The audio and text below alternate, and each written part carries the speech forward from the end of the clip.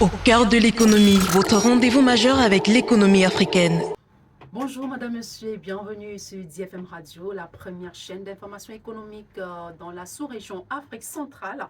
Nous sommes mercredi et comme tous les mercredis, vous avez rendez-vous avec Au cœur de l'économie. Au cœur de l'économie, votre émission de débat qui se propose justement de décrypter pour vous, de vous permettre une bonne compréhension de l'enjeu économique de l'heure. Voilà, et pour en parler, nous avons un panel d'experts qui nous accompagne tous les jours. Voilà. Et puis ce mercredi, on va faire incursion à la BEAC, à la Banque centrale, et pour interroger justement, on sait que la BEAC a depuis peu décidé de la baisse de son taux directeur. Eh bien, on ira comprendre l'implication sur le marché des capitaux, l'impact sur l'économie, pourquoi pas sur le consommateur final. Et pour décrypter cette actualité, nous avons des experts avec nous. Et en plateau, nous avons, lui, c'est comme j'aime bien l'appeler. Hein. Bonjour, très cher Balogok Christian. Bonjour Madame Diongwe. Comment allez-vous ce matin? Toujours très bien, je suis un Camerounais qui n'a pas de problème. Je vous assure.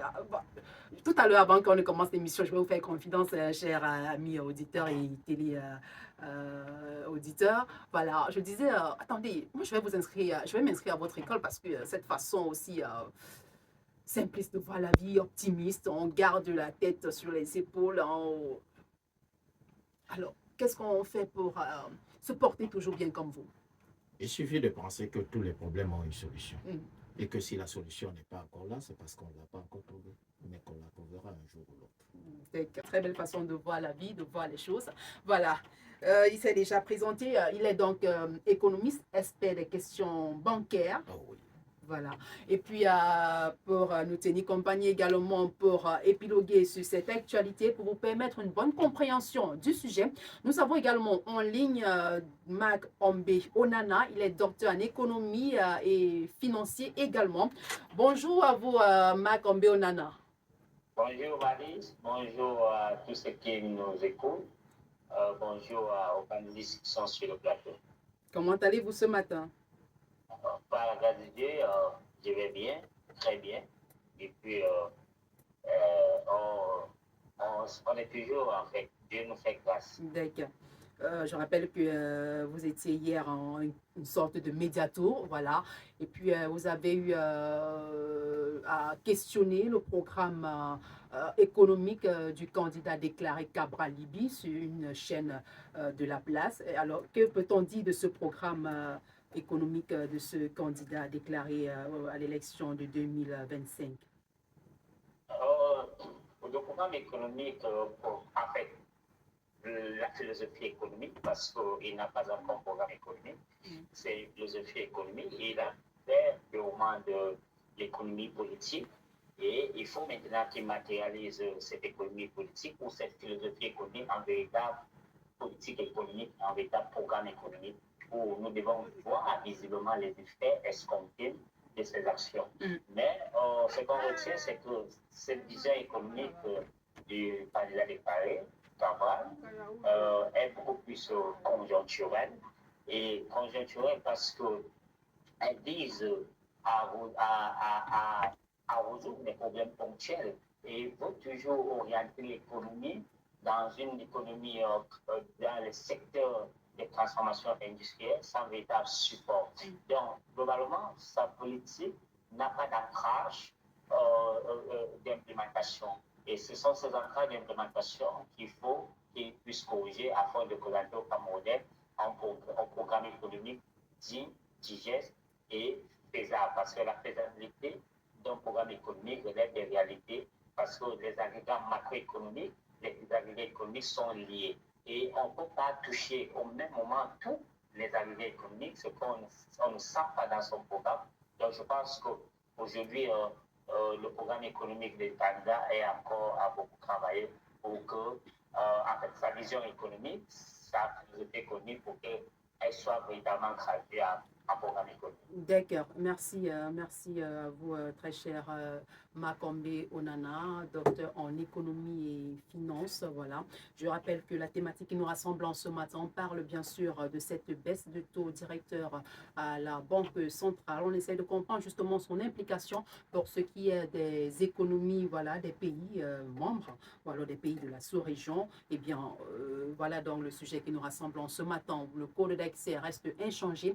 Il s'agit donc du 650 15 51 55. Je rappelle le code d'accès 650 15 51 55. Évidemment, vous pouvez également nous suivre via nos plateformes sociales. Un tour sur Facebook, par exemple, vous tapez DFM Radio et vous aurez le déroulé de cette émission. Christian Atibuta est à la mise en onde ce jour. Et puis Charlie Manga Eboa est au contrôle digital. Marlis Nathalie Djongwe, je suis à la présentation. Madame, monsieur, on se dit à tout de suite. Au cœur de l'économie, votre rendez-vous majeur avec l'économie africaine.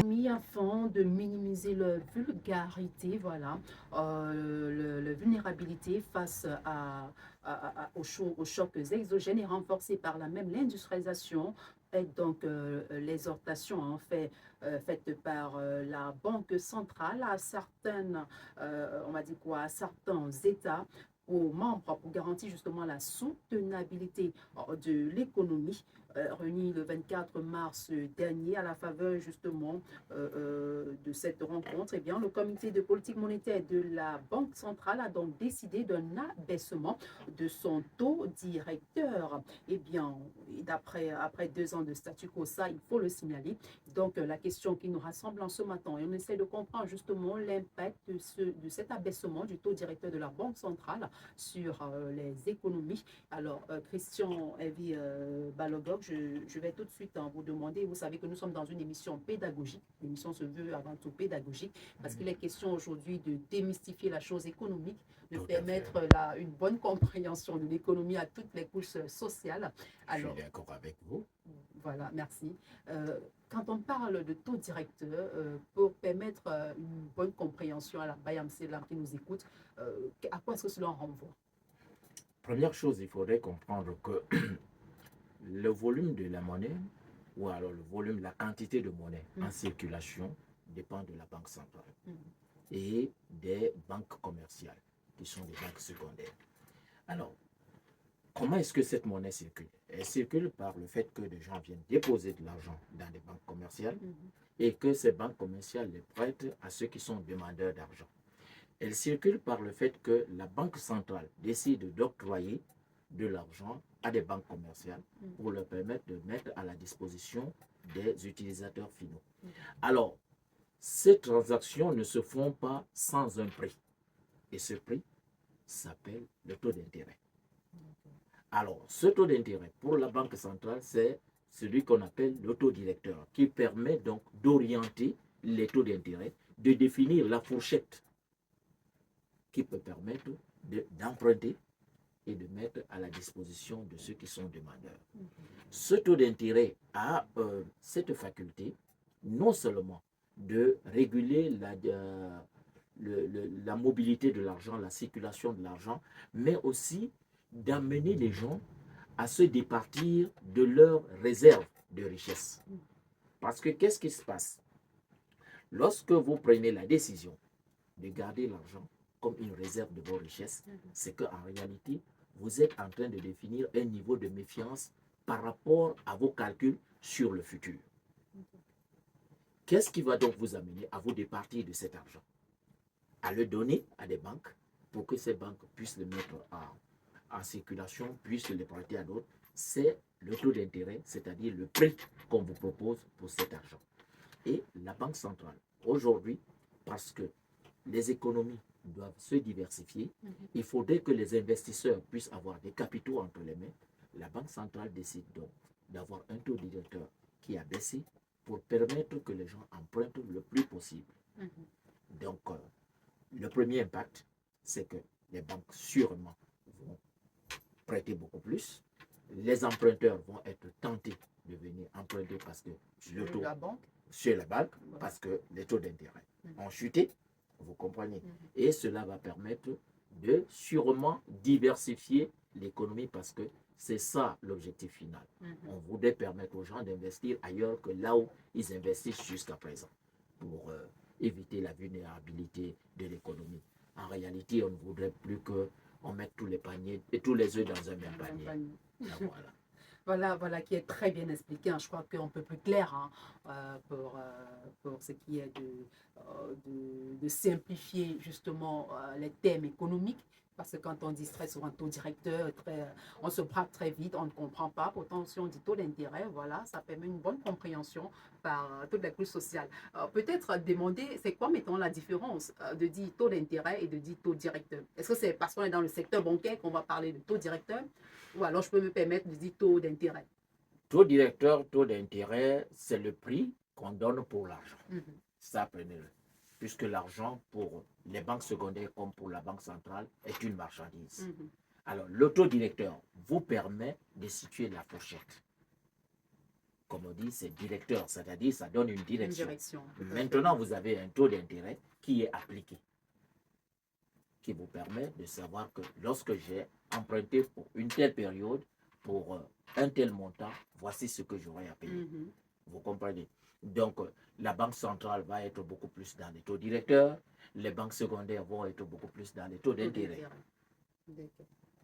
Alors, Mike Onana, vous qui êtes docteur en économie et finance, voilà, je crois que l'explication avec Christian Balogup est des plus simplistes, hein, et permet justement à ce que le Camerounais lambda puisse véritablement comprendre cette expression du taux directeur.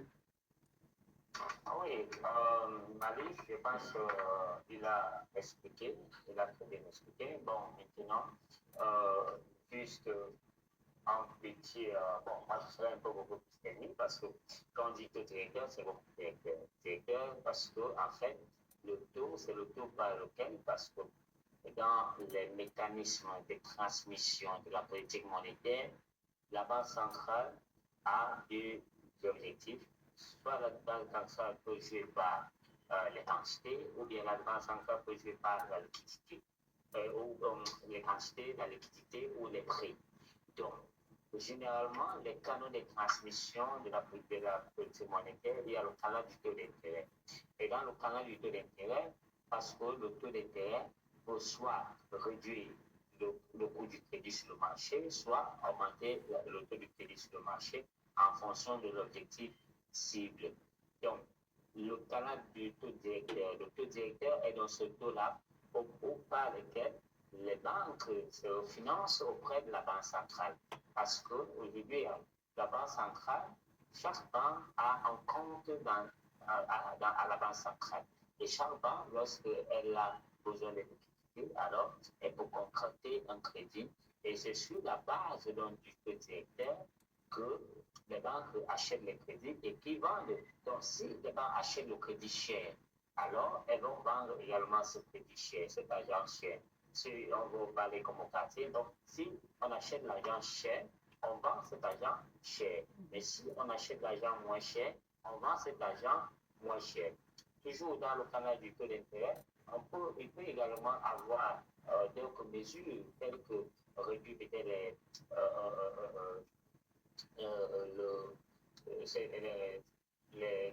les fonds obligataires qui sont exigés à chaque banque de verser à chaque dépôt et autres. Donc, le taux directeur, c'est ce taux-là qui fixe les règles en matière de taux d'intérêt sur le marché bancaire, du crédit bancaire. Donc, c'est ce taux-là qui exprime la volonté, soit de la relance d'une économie, soit de la maîtrise de certains indicateurs. Donc, lorsque l'inflation est élevée, la Banque centrale peut décider de réduire la liquidité sur le marché, par conséquent, augmenter le taux directeur et ce taux directeur, et ou bien introduire, augmenter le taux des réserves des fonds obligataires qui sont exigés aux banques.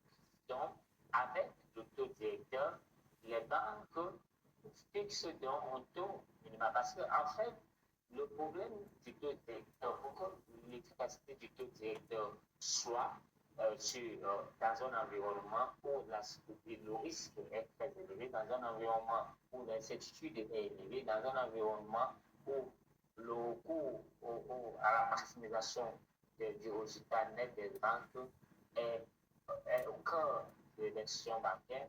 Il faut que les banques réagissent favorablement à cette baisse également du taux directeur. Ça veut dire que si on apprécie le taux d'intérêt et que le taux d'intérêt en lui-même ne fait pas suffisamment le crédit, parce que ce qu'on regarde dans le crédit, c'est le taux effectif global. Le taux effectif global, c'est ce taux-là qui est fait du taux d'intérêt plus les accessoires du crédit. Les accessoires du crédit, c'est quoi? Les frais d'études de dossier, les frais de mise en place du crédit, les frais de monitoring, les frais d'assurance, les frais d'hypothèque, les fonds mutuels, fonds de garantie, tout ça. Bref, il y a toute une panoplie d'éléments connexes qui s'agrègent au taux d'intérêt et c'est ça qui fait donc le taux effectif global. Donc, on peut dire que okay, le taux directeur a baissé, mais si les banques ne sont pas flexibles également au niveau des éléments connexes du crédit, et que les banques peuvent exploiter cette baisse du taux directeur pour pouvoir maximiser leur profit en augmentant les rubriques connexes au taux d'intérêt. Donc, ça fait que leur taux d'effectif global ne va pas baisser, il sera le même. Par conséquent, le consommateur de crédit pour ne pas voir les effets de cette application de la politique monétaire. Maintenant, quand on regarde ça dans un contexte de pauvreté où plus de 90% sont orientés vers l'économie informelle, voilà, dans les PME et l'économie traditionnelle, où les banques ont le problème de garantie se pose, la culture bancaire qui est également comme problème, dans un environnement où ce sont les institutions de microfinance qui font le job véritablement pour éradiquer la pauvreté et que ces institutions de microfinance n'ont pas recours directement à la banque centrale. On se demande quel sera l'effet de cette baisse de taux directeur sur le plan empirique. Mais théoriquement, la baisse du taux directeur doit impacter sur les investissements. Voilà. Le taux directeur qui doit impacter sur les investissements. Alors, j'ai aimé on va dire quoi, ce classement ou alors cette pyramide. D'abord, on a la banque centrale, les banques secondaires, les microfinances par la suite. Maintenant, Dr Macombé relevait quelque chose d'assez intéressant, d'assez pertinent, parce que oui, la banque centrale réduit les taux directeurs, voilà, réduit les taux directeurs. Les banques viennent d'en prendre à moindre coût, à un coût réduit.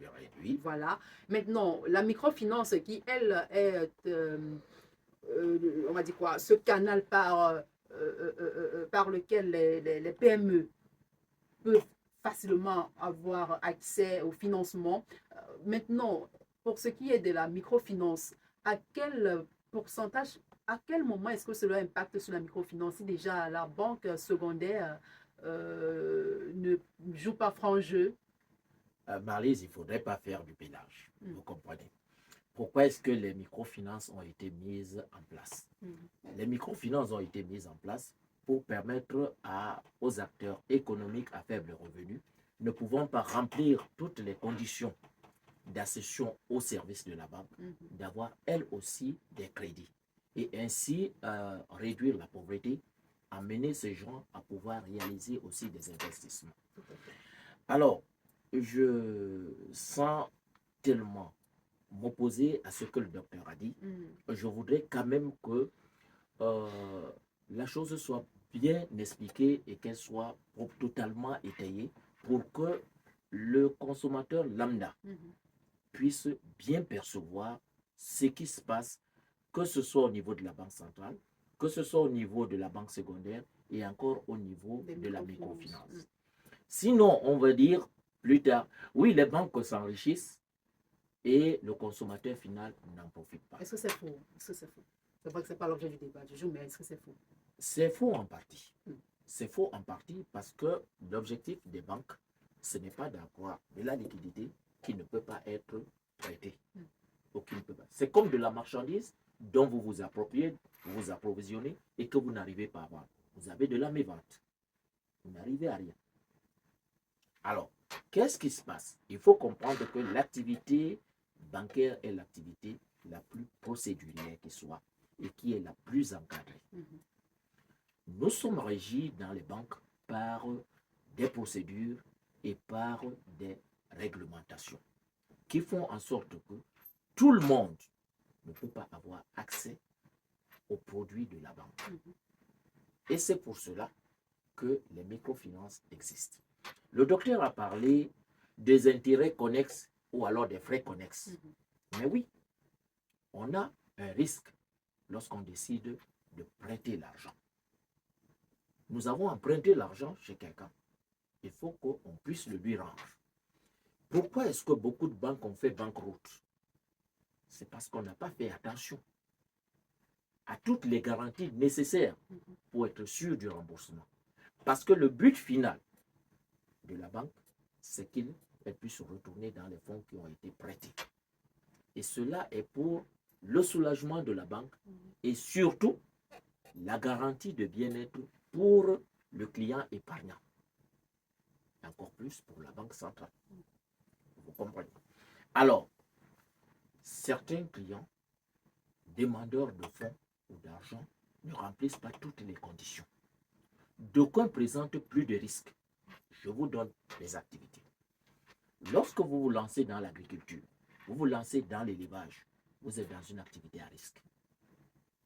Ce qu'on va vous demander comme frais connexes va tenir compte du risque lié à votre activité. Différent de quelqu'un qui est dans un tout autre secteur d'activité où le risque est moindre. Vous êtes d'accord avec moi? Maintenant, je ne vais pas confier l'argent des gens à quelqu'un pour qui ne peut pas me donner une comptabilité lisible. La seule garantie que j'ai qu'il peut me rembourser, c'est de savoir que son activité marche. Et pour cela, il y a des tableaux financiers qui sont des rapports de comptabilité. Combien d'acteurs économiques au Cameroun tiennent une comptabilité saine? Ils ont peut-être un patrimoine.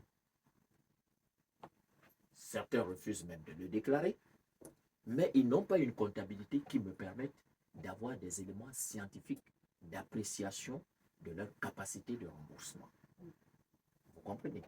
Pour celui-là, je vais demander un peu plus. Parce que je vais avoir d'autres garanties.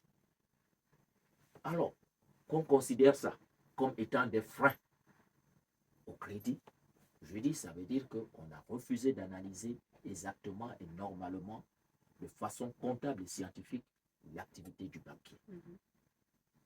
Maintenant, la microfinance, elle est moins enfreinte elle est moins soumise à la réglementation. Elle peut se permettre. Et c'est pour cela que les taux d'intérêt dans les microfinances sont beaucoup plus élevés parce qu'ils acceptent certains risques qui ne peuvent pas être acceptés ailleurs. Comprenez?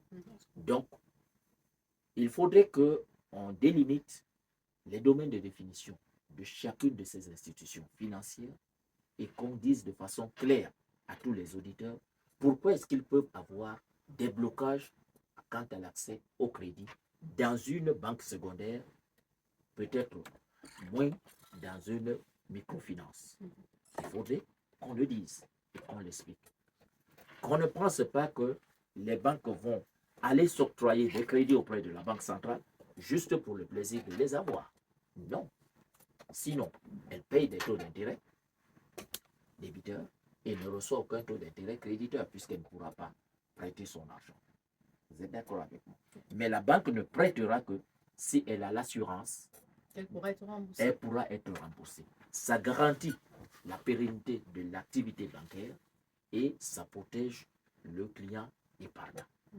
Donc, je voudrais qu'à partir de cela, on comprenne mieux ce qui se passe lorsque un crédit vous est octroyé avec beaucoup plus de besoins connexes ou beaucoup plus de garanties qu'il ne l'est pour une autre entreprise.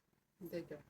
Alors, Dr Makambe Onana, voilà, qui se veut, qui explique peut-être, qui permet de mieux comprendre pourquoi on peut opérer pour ce qui est des investisseurs, se retrouver à avoir un taux d'intérêt assez élevé par rapport aux prêts qu'ils veulent effectuer. Oui, il faut souligner que les microfinances sont les clients des banques secondaires. Ça, c'est le premier qui dit. Ça veut dire que les microfinances contractent des crédits dans les banques secondaires pour faire des placements. Donc, si elles obtiennent peut-être les crédits à 16 TTC ou à 14 TTC, vous comprenez qu'elles doivent faire des placements avec un tel critère de 27 pour craindre de pouvoir s'en sortir. Donc, logiquement, le taux directeur impacte sur les microfinances parce que si les banques suivre le rythme qui a été donné par ce taux directeur, ça veut dire diminuer le coût du crédit, alors la microfinance va également diminuer son taux d'intérêt initial, pas les accessoires, mais le taux d'intérêt initial qui est fixé par la réglementation et le jeu se fait au niveau des éléments connexes. Donc, je pense qu'on ne peut pas départir les actions des banques centrales avec les actions des microfinances, mais le problème, c'est que si les microfinances allaient directement auprès de la banque centrale contracter de la liquidité, je crois que le citoyen de la zone CEMA allait véritablement se ressentir cette baisse du taux directeur. Maintenant, quand on a dit ça, il faut comprendre que c'est tout financement, que ce soit bancaire, que ce soit microfinance, est fonction de l'incertitude qui plane sur le client. Donc, si l'incertitude est très élevée, alors le client paiera une contrepartie à cette incertitude. Maintenant, quand on a dit ça, on se rend compte que la structure, j'entre toujours là dans la structure de l'épargne. La structure de l'épargne des microfinances est très faible. Elle est orientée beaucoup plus vers l'épargne à court terme. Combien de microfinances ont des DAT? Donc, parce qu'aujourd'hui, ça devient un peu compliqué parce que la plupart des meilleurs dépôts à terme se font dans les banques. Et difficilement, on fait les dépôts à terme de grande envergure dans les microfinances. Et ça rend un peu plus complexe parce que les institutions de microfinance veulent bien financer, mais lorsqu'elles ont besoin de la liquidité, et on parle, Dieu merci, aujourd'hui, le marché financier s'est ouvert aux microfinances, ça veut dire qu'on a vu assez parler lever de fonds. Tout à fait. Cela. Je pense que ça fait qu'on levier palliatif pour pouvoir renflouer la liquidité pour les placements des microfinances qui font un travail remarquable.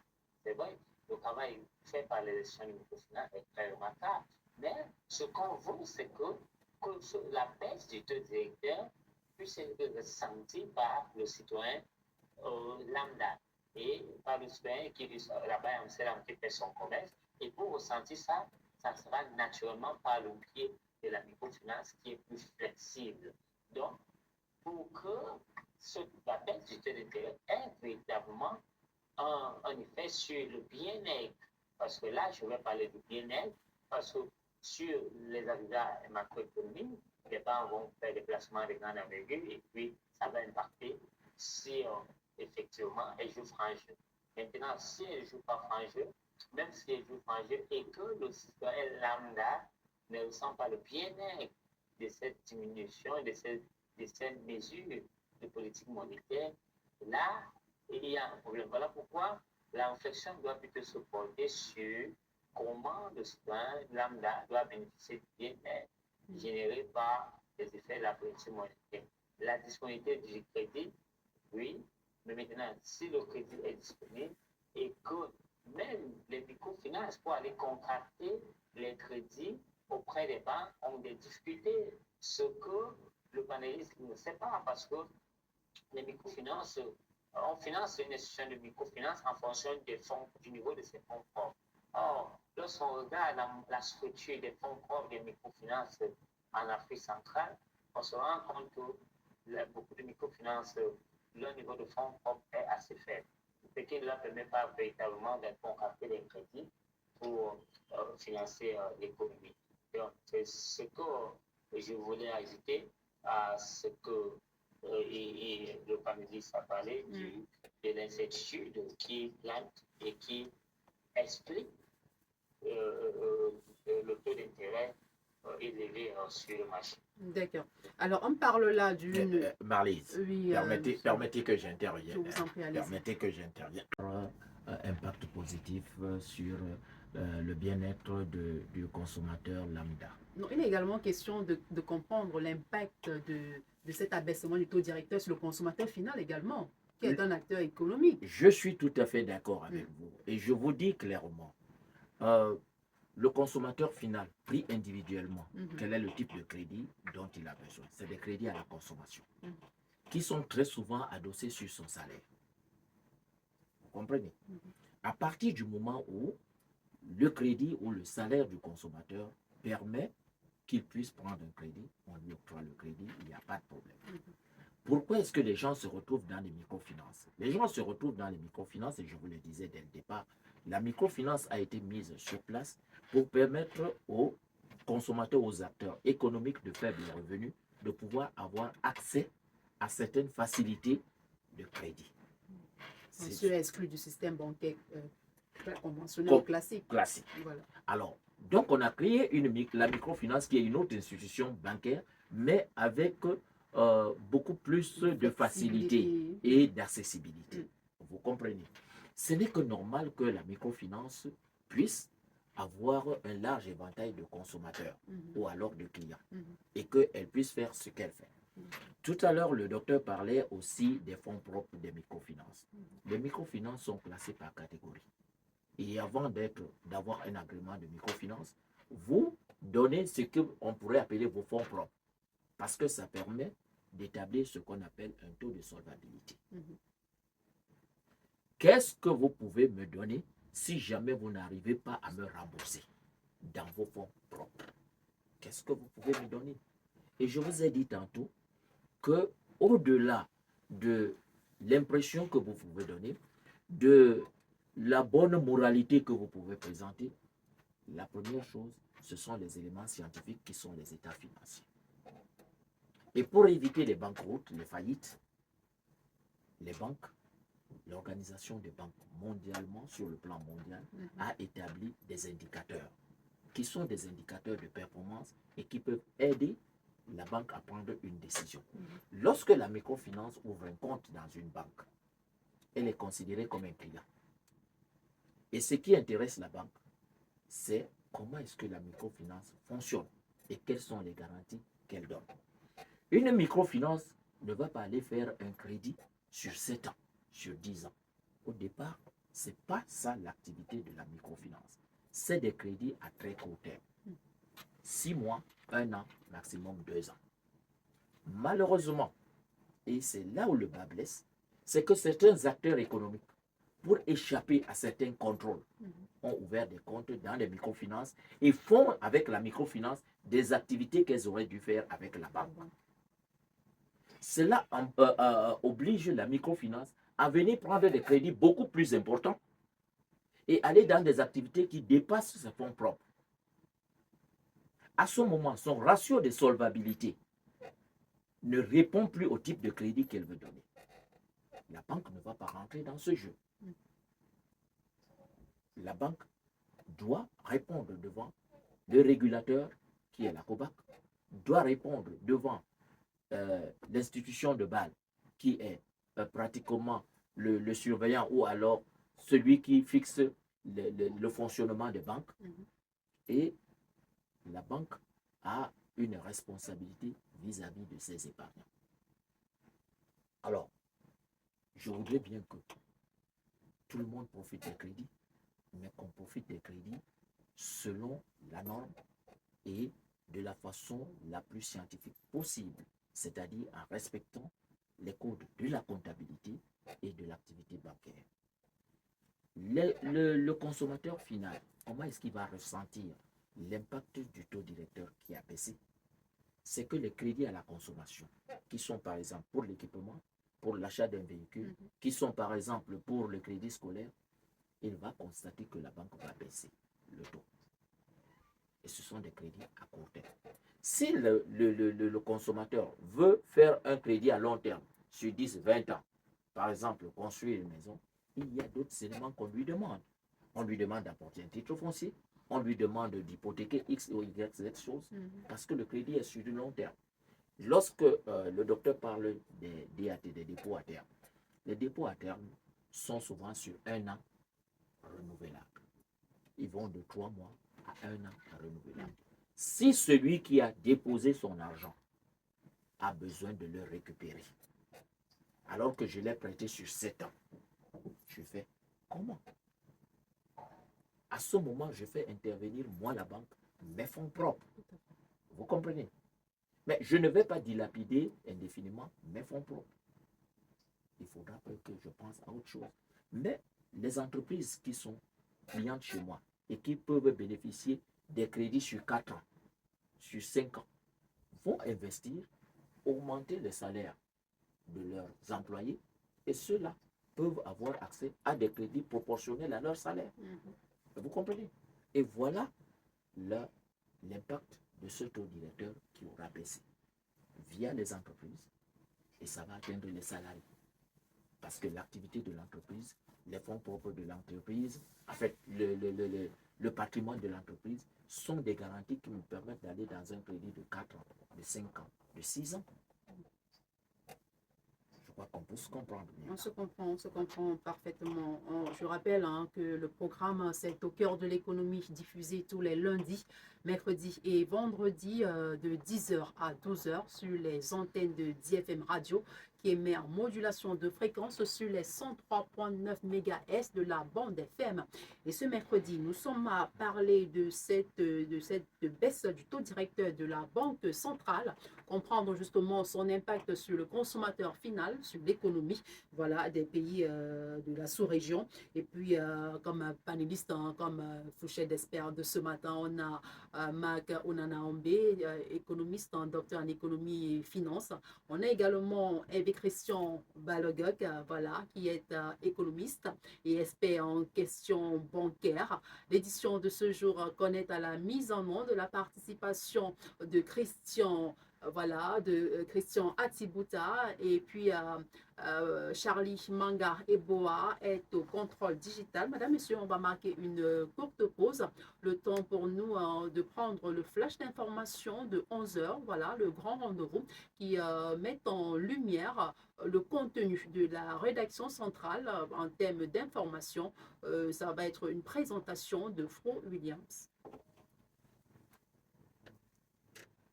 Alors, Dr Makombe Onana, on va dire que c'est vrai, cette initiative vise à booster l'investissement.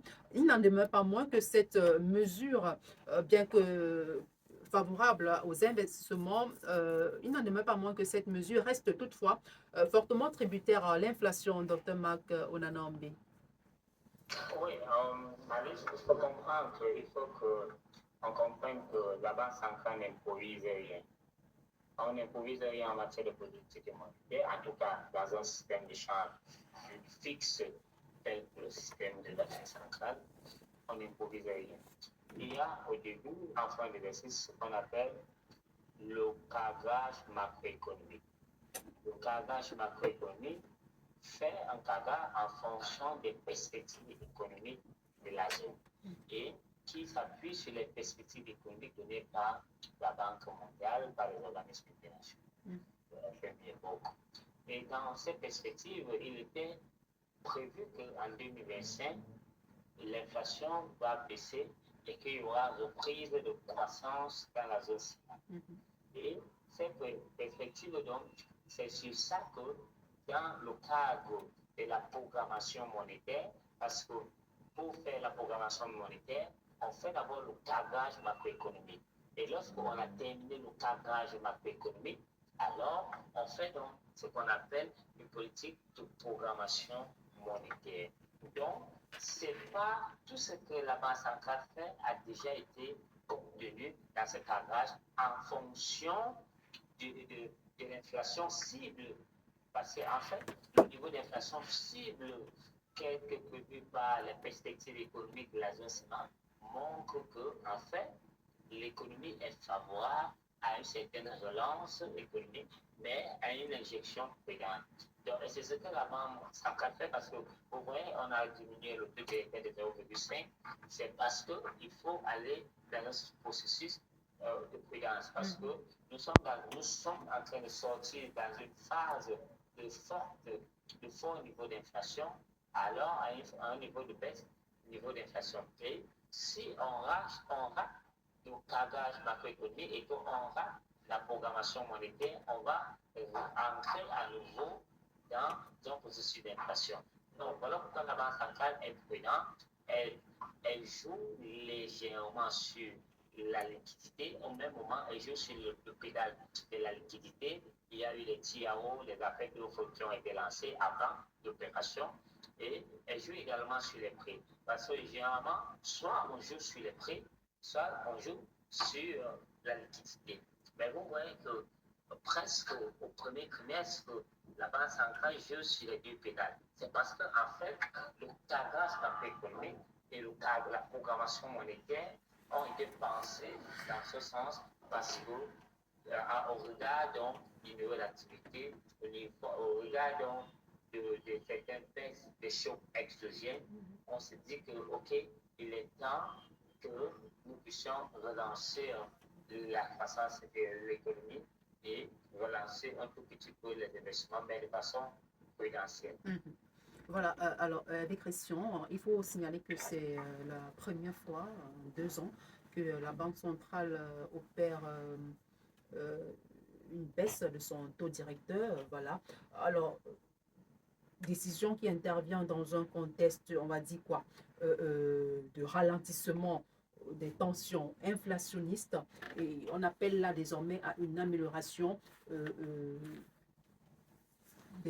modérée des réserves de change. Comment expliquer ou alors comment éclairer la lanterne du public sur cette initiative de la Banque centrale dans le contexte qu'on connaît? Voilà, comme disait le docteur tantôt, il y a un cadrage macroéconomique qui est fait. C'est-à-dire, on se fixe des objectifs.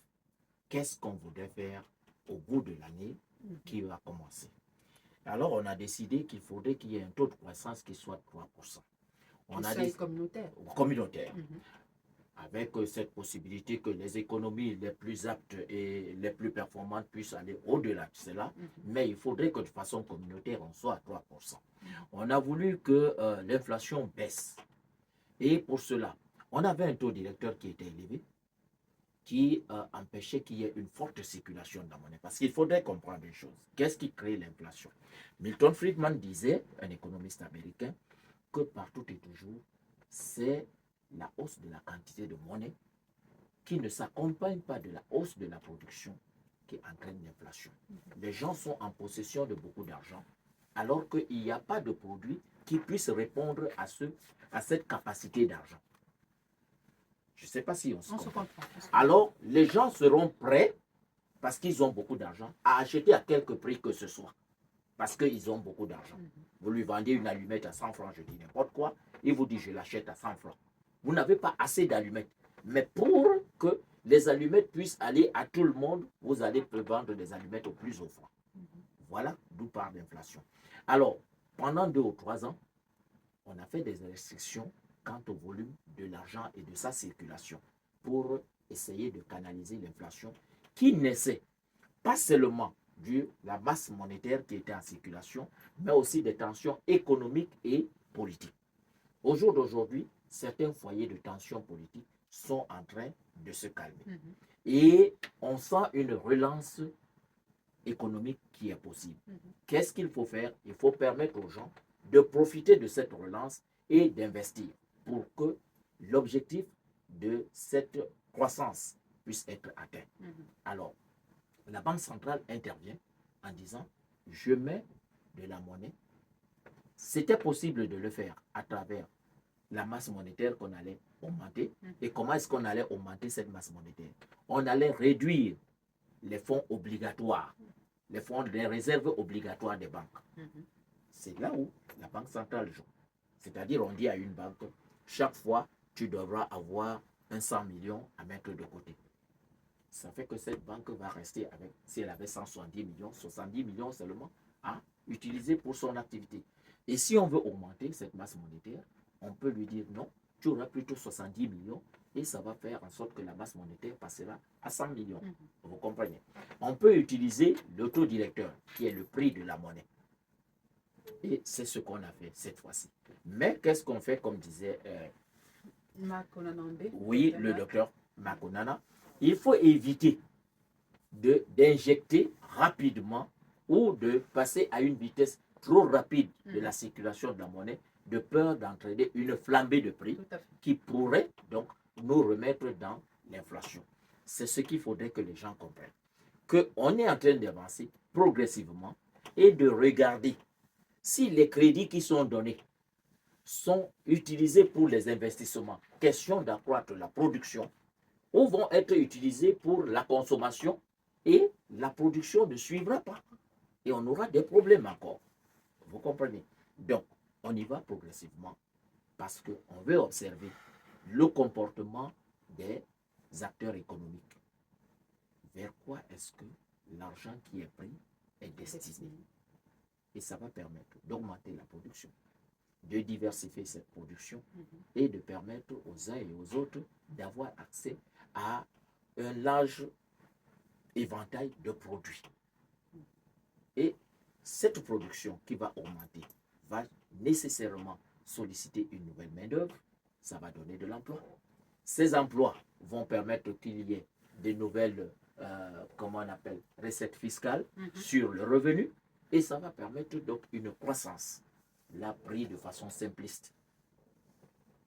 Parce qu'il y aura l'impôt sur les sociétés qui va augmenter, parce qu'il y en aura de nouvelles, ou bien les activités vont augmenter. Il y aura l'impôt sur les personnes, parce qu'il y aura des recrutements.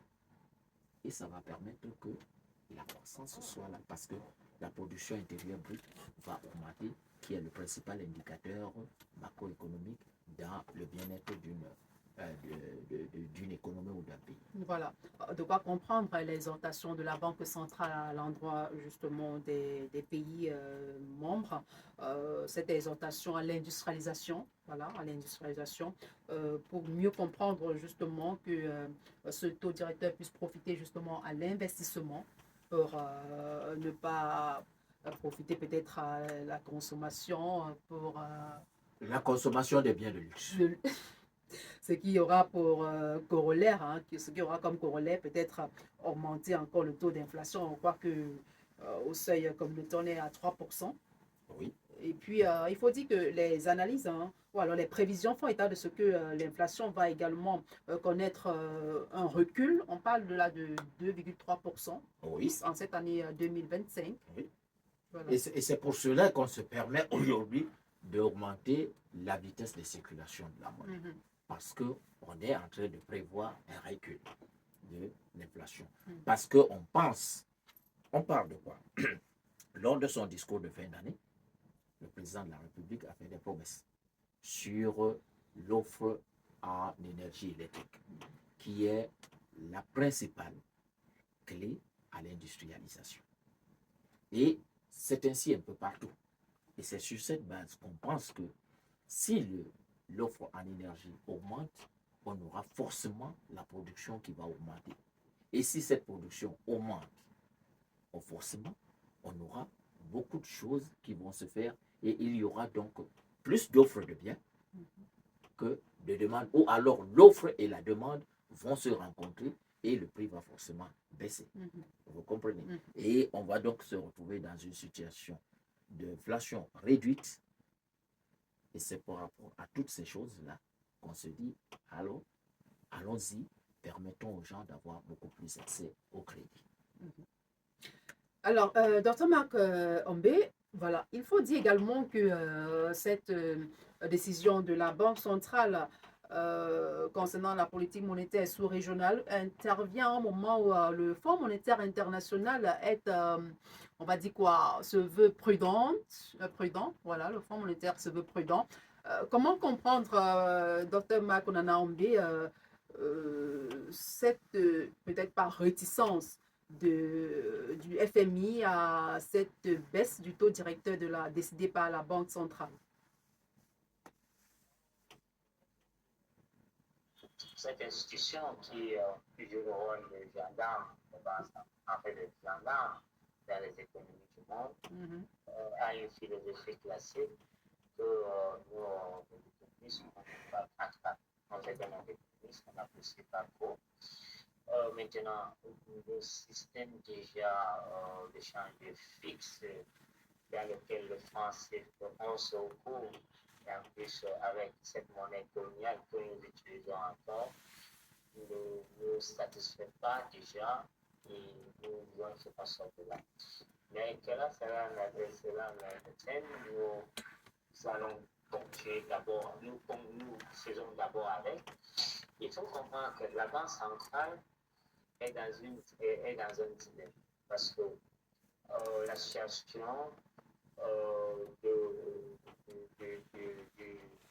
du niveau de ces réserves de change actuelles depuis décembre n'est pas très bonne. Voilà. Donc, il y a cette compétition également. C'est un jeu qu'il faut également préserver de façon à rééquilibrer pour que cette situation où on a accompagné 4 mois d'importation, des réserves d'échange capables d'exporter pour 4 mois d'exportation, devient un peu embêtant et il faut faire tout pour essayer de réajuster afin de se mettre de certaines mailles de sécurité. Par ailleurs, il y a des problèmes d'inflation interne qui se posaient, mais Dieu merci, ils sont en baisse. Et il y a donc tout ce dilemme qu'il faut jouer. Maintenant, le FMI, ce qui intéresse le FMI, c'est est-ce que les États vont continuer à rembourser les dettes des investisseurs internationaux. Et puis, la Banque centrale, notre Banque centrale a également un autre problème, c'est que, vous savez, toutes les mesures que la Banque centrale prend, la BA actuellement pour prendre, c'est dans l'objectif de la stabilité des prix, qui est le point d'ancrage de sa politique monétaire.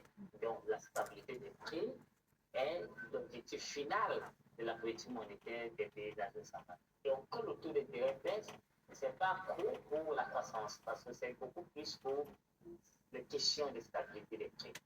Bon, maintenant, concrètement à d'autres banques centrales, telles que la Banque centrale nigérienne, la Fed, d'autres banques centrales, où l'homme n'a pas l'objectif de stabilité des prix, on a un objectif de croissance. C'est vrai que quand une banque centrale a un objectif de croissance, elle est plus dynamique et ce jeu de baisse de taux directeur est généralement très général. Vous savez, la Fed va jusqu'à baisser son taux directeur à moins 0,5%. Je ne sais pas si vous comprenez ce que ça veut dire. Ça veut dire que vous prêtez 100 francs à la banque centrale et vous remboursez à 95 francs. Donc, vous remboursez même en moins. Je ne sais pas si on se comprend. Donc, ça veut dire que ça donne encore une bonne marge aux banques de baisser encore le coût du crédit, encore et encore. Mais lorsqu'on a toujours un taux d'état que ce n'est pas significatif, ce n'est pas signifiant, on souhaitera avoir les taux directeurs de 2 et de 3. Mais en fait, le problème, c'est que pour le moment, on ne peut pas aller à ces taux parce que l'objectif de notre banque centrale, c'est la stabilité des prix. Si on leur donne d'autres objectifs, vous aurez un peu le marché monétaire un peu plus dynamique, on verra un peu plus les effets de la politique monétaire sur la croissance économique dans les pays de la zone. Alors, c'est vrai que, Christian, vous vouliez d'envie d'intervenir parce que pas totalement d'accord avec un certain nombre de points évoqués ici par Dr. Makombe. Oui, Dr. Makombe fait une analyse, je pense, qui ne tient pas compte de certains éléments. À savoir? Je pense que il refuse de tenir compte du fait que le Nigeria, par exemple, a sa planche à pied. Il refuse peut-être de considérer que parmi les membres de la BEAC, il y a 2 représentants de la Banque centrale française qui ont une voix prépondérante et qui peuvent donc pour cela influencer les décisions finales de la Banque centrale. Dire que la Banque centrale, la Banque de l'Afrique centrale n'a pas un objectif de croissance, j'ai peur. Je crois que c'est un peu erroné. On ne peut pas le dire lorsque dans le programme de cadrage, on a parlé d'atteindre un certain niveau de croissance. Il est possible que la Banque centrale ne puisse pas avoir des coudées franches du fait que parmi ses membres, il y a les représentants de la Banque centrale française qui interviennent parce qu'ils regardent non seulement la parité fixe du CFA par rapport au franc français, mais aussi l'intérêt qu'ils ont dans les réserves qu'ils gardent chez eux pour garantir cette parité. Je suis d'accord. Mais une banque centrale qui va rester uniquement pour la stabilité des prix, j'ai peur. Comment est-ce qu'on arrive à la stabilité des prix si on ne passe pas à la croissance? On ne pourrait pas arriver à la stabilité des prix si on ne passe pas à la croissance. La croissance vient de ce que on a amélioré son produit intérieur brut, c'est-à-dire sa production. Et si on améliore la production, forcément, ça va influencer les prix. Vous êtes d'accord avec moi? Alors, nous avons dit dès le départ que la Banque centrale a plusieurs leviers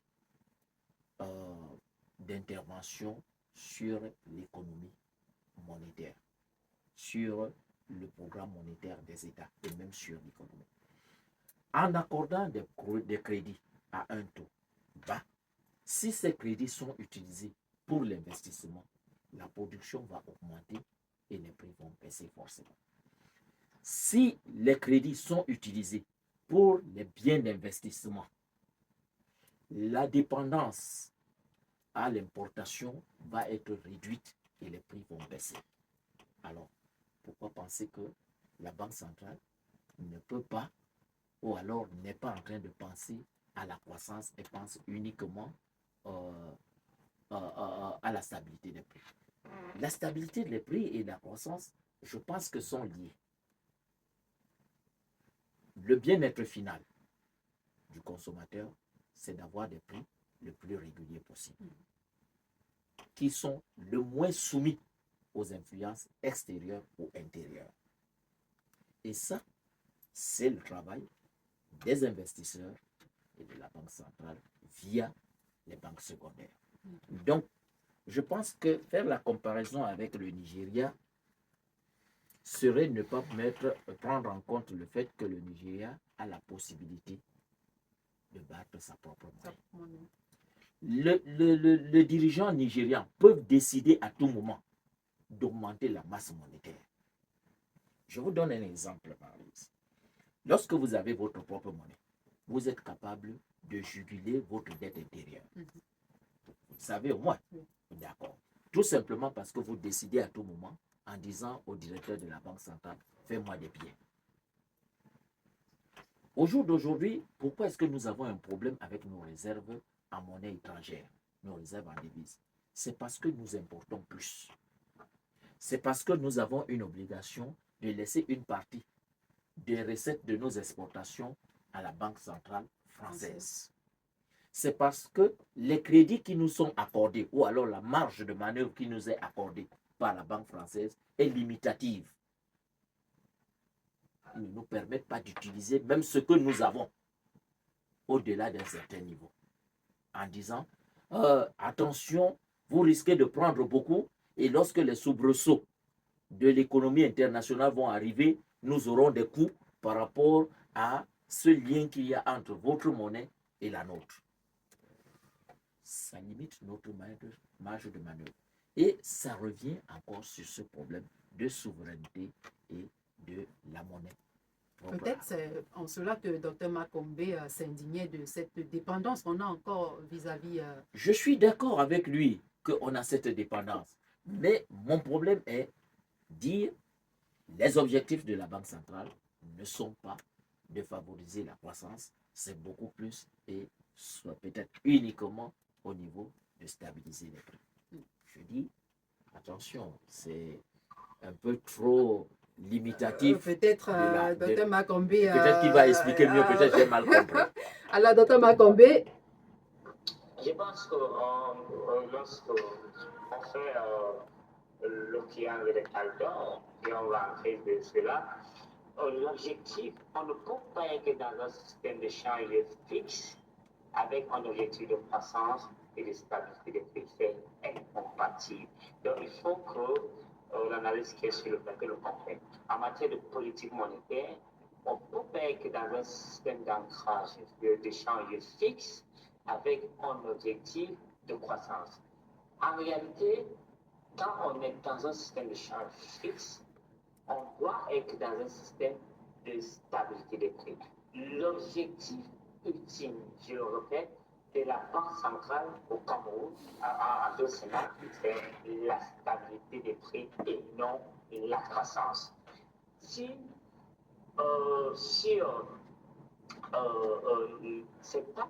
La croissance n'est pas l'objectif final de la politique monétaire en zone Sénat, c'est la stabilité des prix.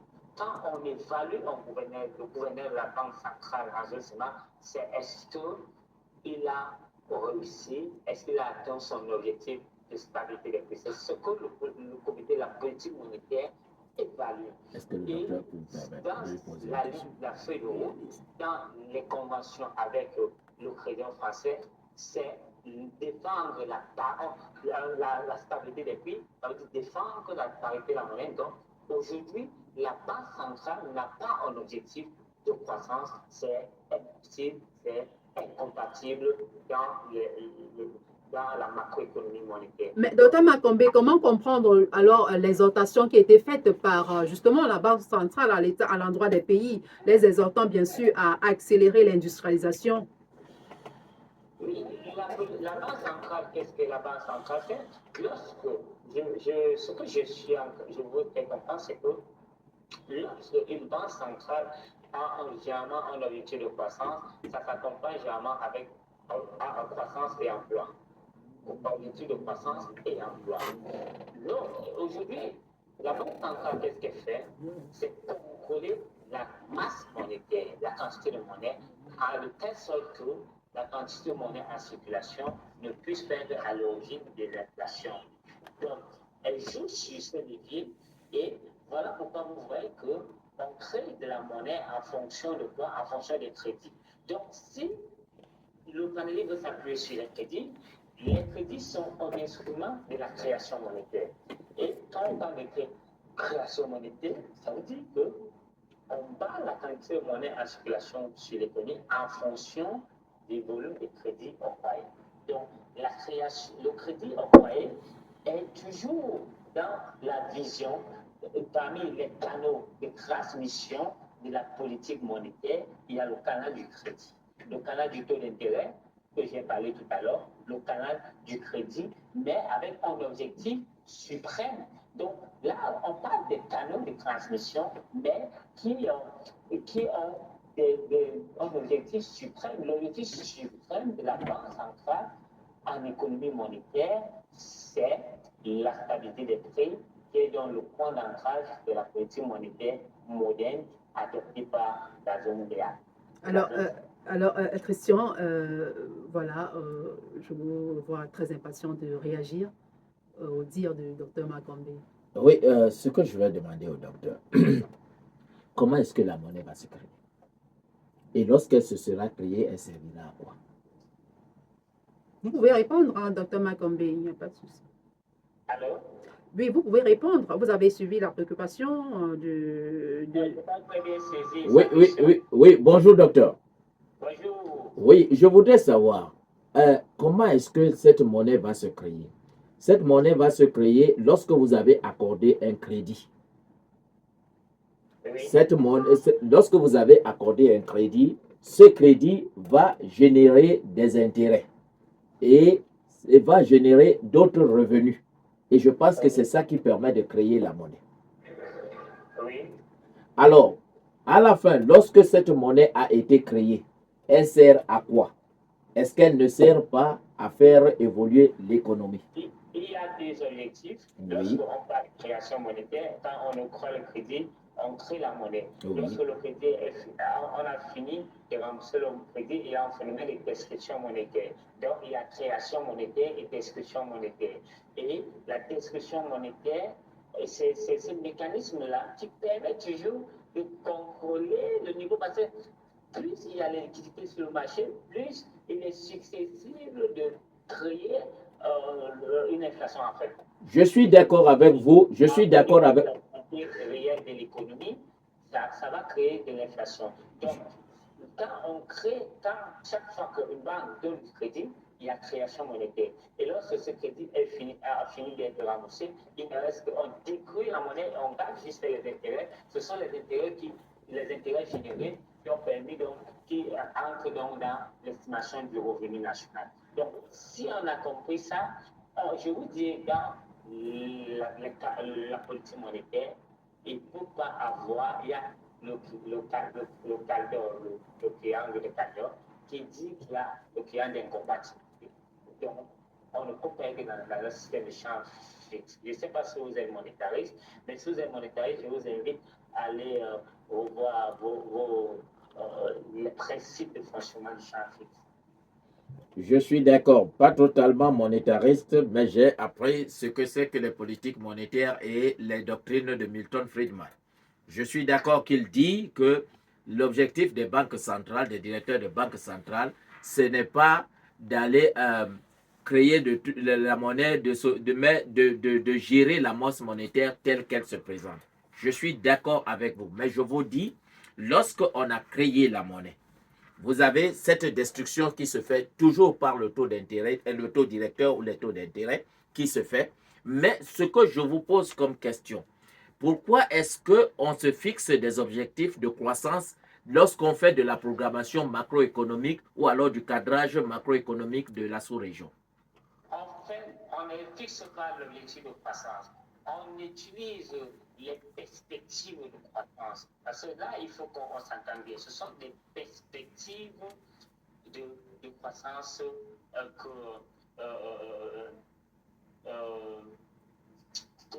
la Banque centrale utilise. Parce que, en fait, on se sert des perspectives de croissance données par les institutions, mais également au niveau national.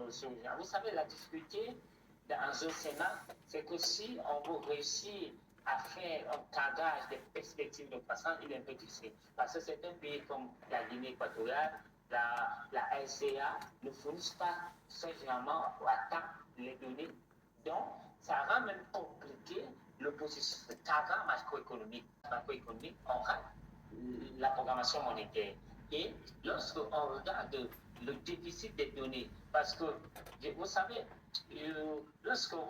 si vous aurez un peu de temps, allez discuter avec ceux qui font la programmation macroéconomique à la Banque centrale, ils vous diront les problèmes qu'ils ont là-bas.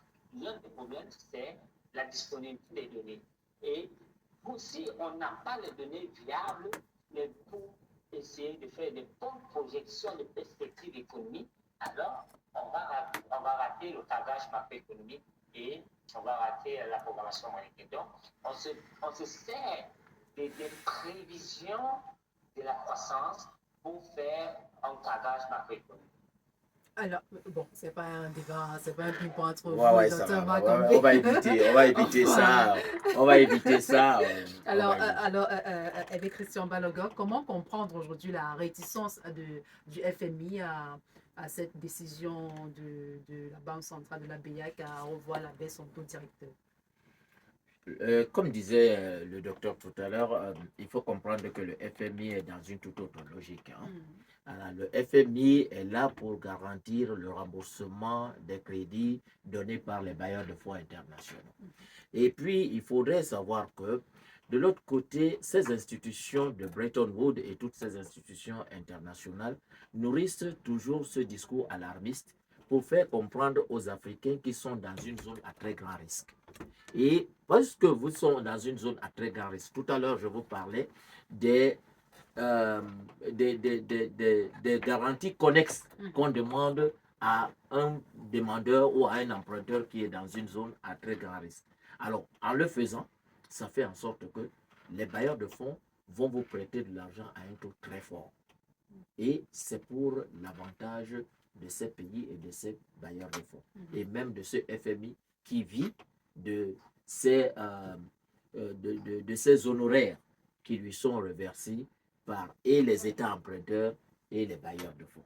Donc, le FMI a sa réalité, le FMI a son discours que je ne vais pas négliger, mais je dis les États africains ont eux aussi une certaine lecture et ont certains éléments indicateurs de ce qu'est la réalité de leur économie. C'est à eux maintenant de savoir ce qu'ils ont à faire et je ne pense pas que ce soit à la Banque centrale ou que ce soit dans les autres institutions des pays membres de la BEAC ou de la CEMAC, les gens ne savent pas comment analyser les indicateurs économiques. Donc, pour moi, la décision du FMI reste dans leur ligne de conduite habituelle de tenir des discours alarmistes vis-à-vis des pays africains. Question de les amener à être beaucoup plus payeurs lorsqu'on leur accorde des crédits. C'est tout pour moi. Makombe Onana, alors le FMI a évoqué comme raison la situation macroéconomique la situation macroéconomique de la région qui reste fragile, d'où son appel à la prudence à l'endroit de la Banque centrale. Oui, vous savez, il ne faut pas être mis dans son rôle. Je vous ai dit que c'est une institution qui ne s'intéresse pas au bien-être des Camerounais. Il faut que des pays de la zone CEMAC, des habitants des pays de la zone CEMAC, des citoyens des pays de la zone CEMAC, leur intérêt, c'est se rassurer est-ce que les créanciers internationaux seront remboursés. C'est tout ce qui les intéresse. Maintenant, voilà pourquoi il faut prendre avec beaucoup de PSF, les directives du Fonds monétaire international. Vous savez, partout où le Fonds monétaire international est passé, il a laissé le feu. Ça veut dire qu'il est passé en Grèce, vous avez vu ce qui est arrivé à la Grèce, en Angola, vous avez vu ce qui est en Argentine, vous avez vu ce qui est arrivé en Argentine. Donc voilà pourquoi il ne faut pas prendre comme des paroles d'évangile ce que le FMI dit. Il ne faut pas prendre ça comme parole d'évangile. C'est ça qui a tué beaucoup d'Africains depuis, parce qu'on prend toujours le FMI, avec les instructions du FMI, ou bien les directives du FMI comme parole d'évangile. Il faut que nous ayons toujours la capacité de remettre en cause ces instructions du FMI et plutôt se préoccuper sur le bien-être des concitoyens et le bien-être, qu'est-ce qui est bien pour le concitoyen, mais tout en observant quand même ce qui a été dit par le FMI et dire, OK, qu'est-ce qui est bon à l'intérieur, qu'est-ce qui n'est pas bon. Ce qui n'est pas bon, on met de côté. Ce qui est bon, on peut utiliser cela.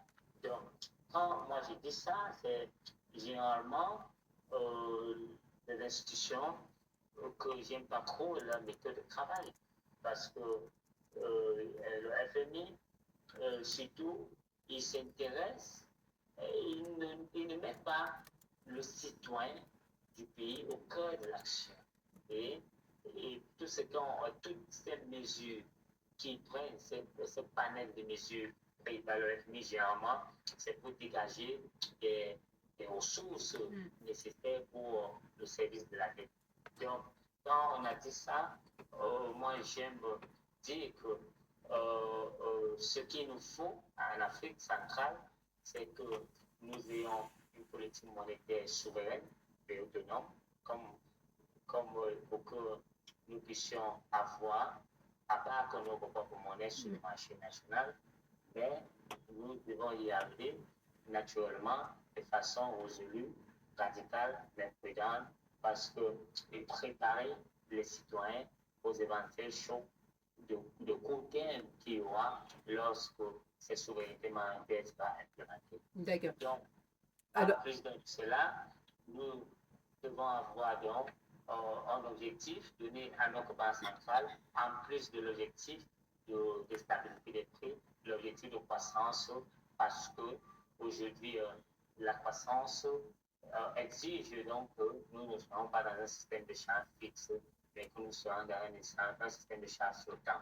Et nous avons de la ressource qui peut nous permettre d'aller dans un système de charge flottant avec nos stocks en or. Mais on doit le constituer de façon progressive, mais avec beaucoup de communication pour que l'ensemble des citoyens de la société se préparent. D'accord. Alors, Christian Balogog, peut-on dire aujourd'hui que cette décision de la Banque centrale à baisser son taux directeur est salutaire pour le marché des capitaux, eu égard à ce que plusieurs pays de la sous-région ont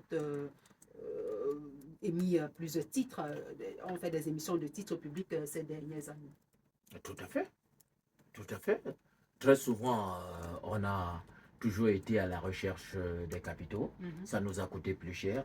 Ça nous a valu des augmentations d'impôts parce qu'on prend ça à des taux très élevés.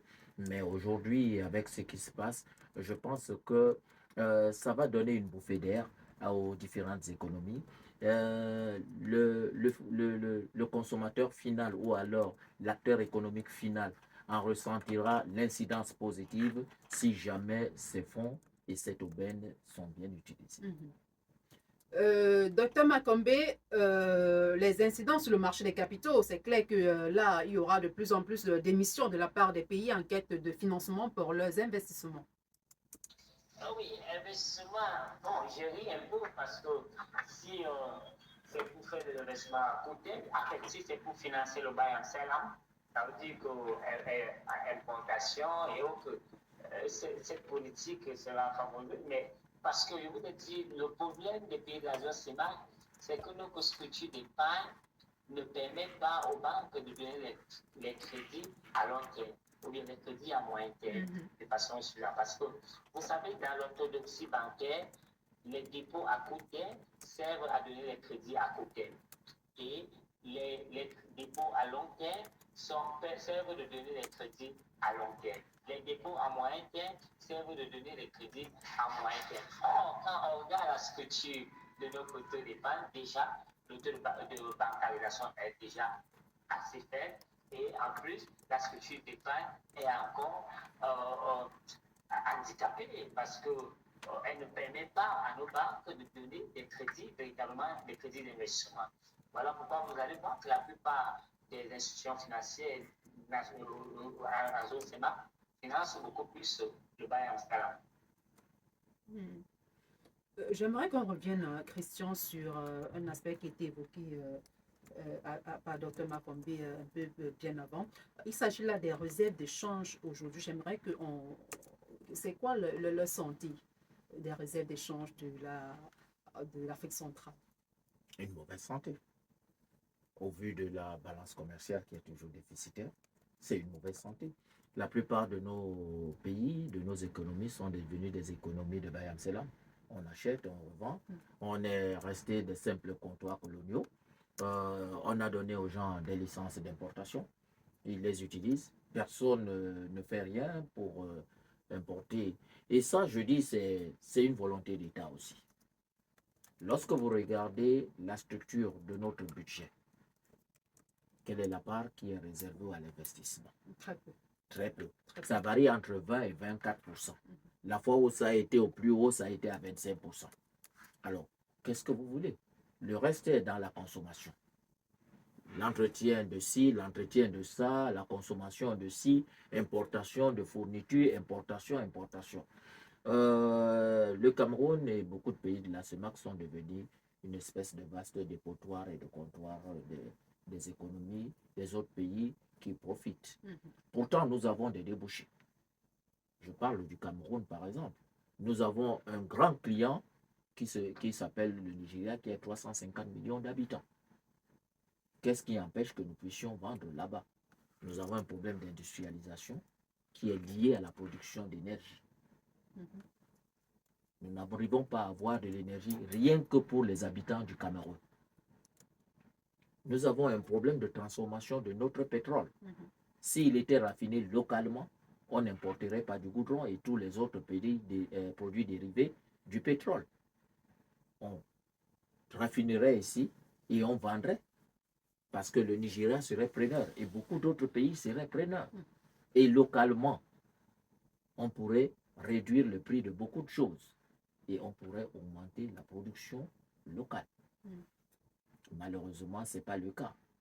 Et c'est pour cela que je serais d'accord avec le docteur qu'il ne suffit pas seulement de baisser le taux directeur, mais il faudrait orienter les crédits qui sont pris vers des investissements. Je suis d'accord avec lui que la structure de l'épargne aujourd'hui, parce que les produits qui sont servis aux clients sont des produits liés à l'épargne des individus. Et c'est pour cela que ces individus, qui ne peuvent pas épargner pendant plus longtemps, vous donnent des épargnes qui vont servir pour des crédits à court terme et à moyen terme. Mais qui est-ce qui peut permettre d'avoir des crédits à long terme? L'État pourrait se constituer en garant pour des crédits à long terme, pour que ce ne soit plus dépendant rien que de l'épargne du petit Camerounais. Alors comme ça, la Banque centrale... Aujourd'hui, nous avons plus de banques commerciales que de banques d'investissement. Nous sommes d'accord là-dessus. Ça, c'est clair comme constat. Alors, est-ce qu'aujourd'hui, c'est vrai qu'on parlait d'orienter justement les crédits qui vont être pris du côté de la Banque centrale. Est-ce qu'aujourd'hui, elle a ce pouvoir-là d'orienter justement ces crédits vers l'investissement? Les banques secondaires cela profite à la croissance. Les banques secondaires peuvent le faire. Les banques secondaires peuvent le faire en se disant, OK, nous faisons des crédits syndiqués pour pouvoir financer l'économie au niveau de l'investissement. Et nous n'allons financer que les crédits qui sont destinés à l'investissement. C'est voilà comment ils peuvent orienter. Et donner donc des taux beaucoup plus alléchants pour des crédits destinés à l'investissement. Aujourd'hui, on est au crédit à la consommation. Nous achetons des voitures. Nous avons des crédits de 4 ans. Les voitures ne sont pas fabriquées au Cameroun. Il y a des gens qui se permettent de prendre même des crédits pour acheter des téléphones. Vous vous rendez compte? Ils n'ont pas tort. L'État du Cameroun a emprunté 75 milliards pour acheter des ordinateurs. Voilà. Peut-être un mot de fin, Dr Makombe. Nous sommes à moins 2 minutes de la fin du programme. Un mot de fin. Un mot de fin, en fait, je vais revenir sur la question que vous avez posée tout à l'heure à mon copanéliste. Il faut comprendre que la Banque centrale peut également jouer son rôle de prêteur en lien au sort. Parce que la Banque centrale est quand même le prêteur en lien au sort. Ça veut dire qu'elle peut décider de modifier la structure des financements. Elle pourrait faire des TAO, les taux d'appel d'offres, elle fait à l'intérêt d'appel d'offres, elle fait généralement des appels d'offres à 2 jours, 3 jours. Mais est-ce que vous savez qu'elle peut aussi faire des appels d'offres à 3 ans? Donc ça veut dire que si elle fait des appels d'offres à 3 ans, elle va donner la liquidité à aux banques secondaires qui auront la possibilité de faire des placements de 3 ans.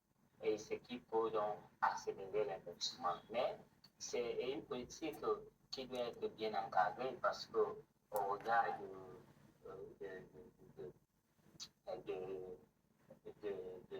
la structure de nos économies, je pense qu'il est important de contrôler également cela. Et on peut essayer, parce que voilà pourquoi je vous ai dit, lorsqu'une banque centrale a un objectif de croissance, elle utilise tous les instruments de politique économique, de politique monétaire qui sont à sa disposition.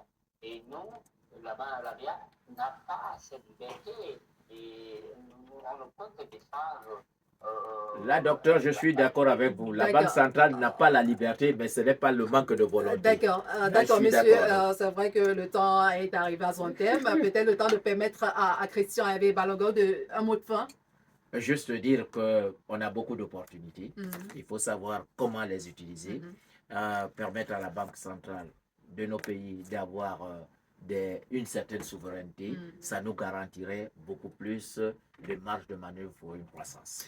Merci à vous, messieurs. Merci à vous. Je rappelle qu'on était en compagnie ce jour de Christian Hervé Balogok. Il est donc économiste, expert des questions bancaires.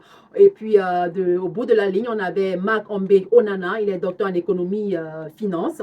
Et puis, nous avons parlé, bien sûr, des enjeux de cette baisse du taux directeur de la BEAC, comprendre les incidences sur l'impact sur le consommateur final. Au cœur de l'économie, édition de ce mercredi est arrivée à son terme. Madame, Monsieur, merci de votre aimable attention. Je rappelle que la mise en onde était assurée en ce jour par Christian Atibouta. Charlie Manga était au contrôle digital. Marlis Nathalie Njomgouch à la présentation. Au plaisir de nous retrouver vendredi, voilà, pour une autre édition de Au cœur de l'économie. De 10h à 12h sur DFM, vivez une immersion totale dans les enjeux économiques qui transforment le Cameroun et l'Afrique.